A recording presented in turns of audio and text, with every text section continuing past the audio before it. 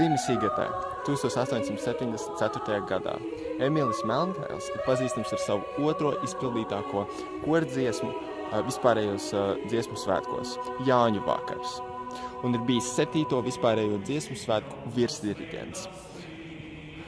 Miris Rīgā 1954. gadā un apglabāts Rīgas meža kapos.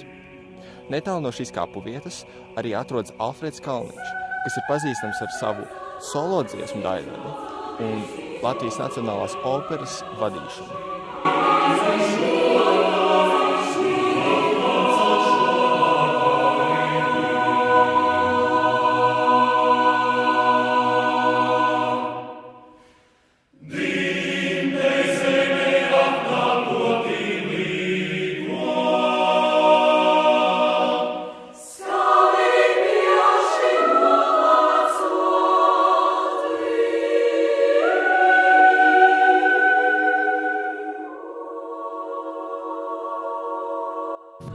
Rīgas valsts pirmā ģimnāzija ir vieta, kur Emīlis Melngailis mācījās, ka to vēl sauc par Rīgas piepilsētas reāla ģimnāzija.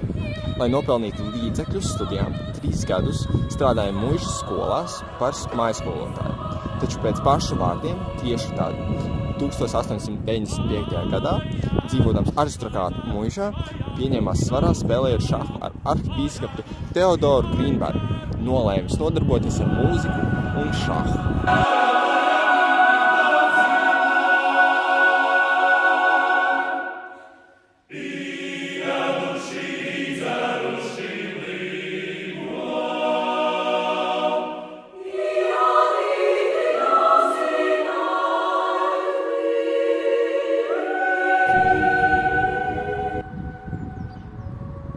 Tā kā parastajiem britanim Melngailis bijis par smagu un to kalpošanas mūžs bijis īss, Ozolnieku velosipēdu fabrika uzkonstruēja komponistam īpaši celtspējīgu velosipēdu, ar kuru viņš pārvietojās, lai vāktu tautas dziesmas, apmēram 220. Melngailis nelereti sapludina tautas dziesmu motīvus ar oriģinālu tēmām, un no šīm tautas dziesmām dzima dziesma Jāņu vakars, kas tika atskaņota pirmo reizi šeit, Esplanādē. Aiz soprānu un tenoru dziedātājiem atradās šī laika Latvijas Mākslas akadēmija, kas ir man aiz muguras. 1931. gada 21. jūnijā, 7. Latviju vispārējos dziesmu svētkos.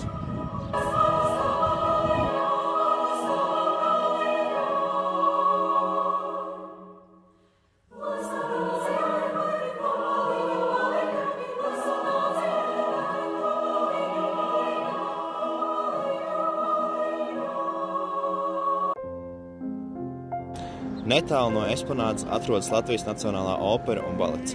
Par Latvijas Nacionālās operas direktoriem ir bijuši 2 Latvijas kultūras kanonā iekļautie komponisti – Alfreds Kalniņš un Jānis Mediņš. Jānis Mediņš ir pazīstams ar savu uzrakstīto operu Uguns un nakts. Alfreds Kalniņš ir sarakstījis pirmo klasisko latviešu operu Baņuta, kuras pirmizdevums 1920. gadā tiek uzskatīts par latviešu operas dzimšanas dienu. Opera Baņuta pieredzējusi 8 uzvedumus Rīgā un koncerts atskaņojumus ārzemēs. Alfreds Kalniņš ļoti cienīja latgaliešu kultūru. Ar klavieru, ērģeļu, simfonisko mūziku Alfreds Kalniņš pieder pie šo žanru izveidotājiem klasiķiem latviešu mūzikā. Ne tu zini, kur tam sāko, nec kur pliktens viņu sauc.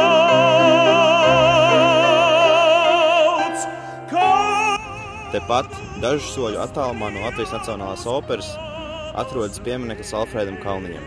Statuja atklāta par goda komponista 100-gadēji. Alfreds Kalniņš bija ievērojamākais latviešu solodziesmu un kordziesmu meistars. Gandrīz visas 270 solodziesmas skanējušas vairākos koncertu ciklos un ikdienā. Solodziesmas ietvertas Latvijas kultūras kanonā, vispopulārākā solodziesma ir Brīnos es, ko komponists ir sarakstījis 175 latviešu kordziesmas.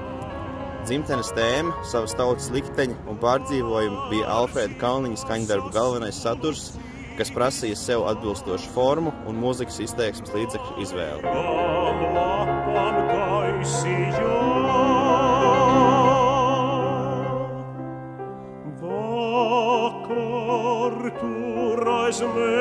slēdzas. Tevus mūžu tava nams.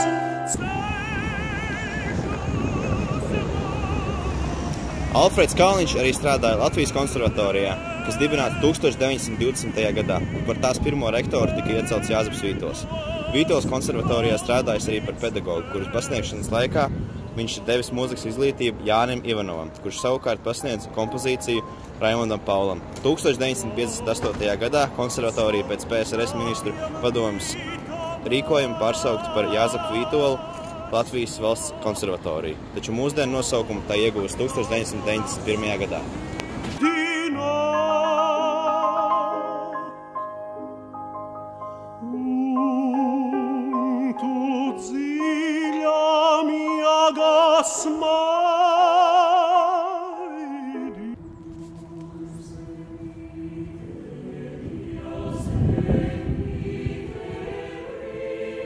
Mēs pašlaik atrodamies Viesturdārzā, kas agrāk tika saukts par Ķeizardārzu. Šis ir vecākais parks Rīgā. Šodien šeit cilvēki dodas pastaigās, izved laukā suņus un relaksējas. Šajā parkā 1873. gadā norisinājās pirmie vispārējie latviešu dziesmu svētki. 27 gadus vēlāk Rīgas latviešu dziedāšanas biedrības kora koncertā pirmo reizi tika atskaņot Jāzepa Vītola komponētā balāde ir Gaismas pils. Pēc Armanda Zotiņa vārdiem šī kora dziesma ir dzīvs, emocionāli piesātināts un uzrunājošs mākslas darbs. Neskaitāmie priekšnesumi dziesmu svētkos to apliecina aizvien no jauna.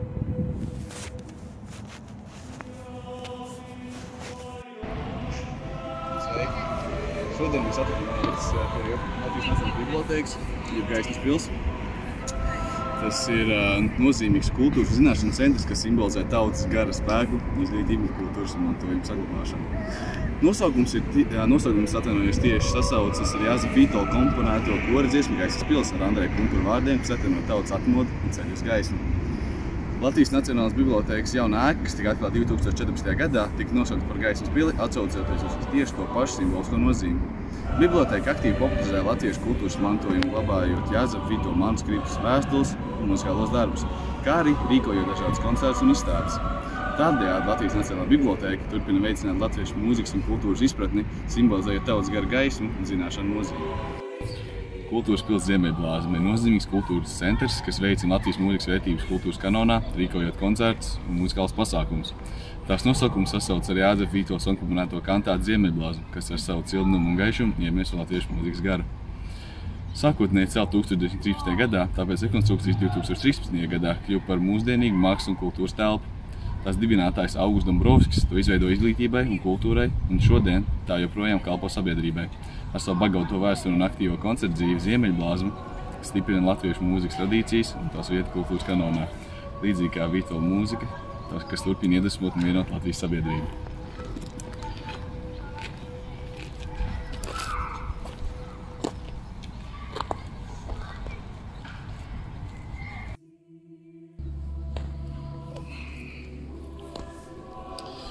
Meža parka iestrāde ir nozīmīga Latvijas mūzikas vērtības saglabāšanas vieta, cieši saistīta ar dziesmu un deju svētku tradīciju, kas ir daļa no kultūras kanona. Atklāta 1955. gadā, 2001. gadā kļuva par modernu kultūras norises vietu. Dziesmu svētkos skan izcilāko latviešu komponistu darbi Jāzeps Vītols ar Gaismas pili, Emīls Zādiņš ar Laustījām priedēm un Alfreds Kalniņš ar Mirdzi Latviju veidot kora mūzikas pamatu. Interesanti, ka bez rekonstrukcijas estrādes akustika ir tik precīzi izstrādāta, ka diriģents stāvot uz podesta var dzirdēt pat klusu čukstu no koristu rindām.